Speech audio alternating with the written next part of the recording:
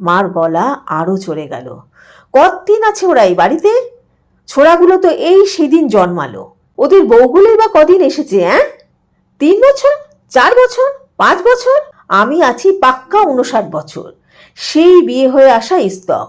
ঝন্টু মন্টুর বউরা যতদিন এই বাড়িতে আছে তার চেয়ে ঢের বেশি দিন। আশ্চর্য, এই যে কমলাকান্তর মতো যুক্তি। দুধ আমি খেয়েছি, অতব গরুও আমার। রমু ঠোঁট বেঁকালো। বি প্র্যাকটিক্যাল মা। 59 বছর বসবাস করলেই বাড়ি ভাড়াটের হয়ে যায় না। আলবাত হয়, লক্ষবার হয়। এটাই তো আমার ভিটে মাটি। এ বাড়িতেই বউ হয়ে আমি প্রথম পা রেখেছিলাম।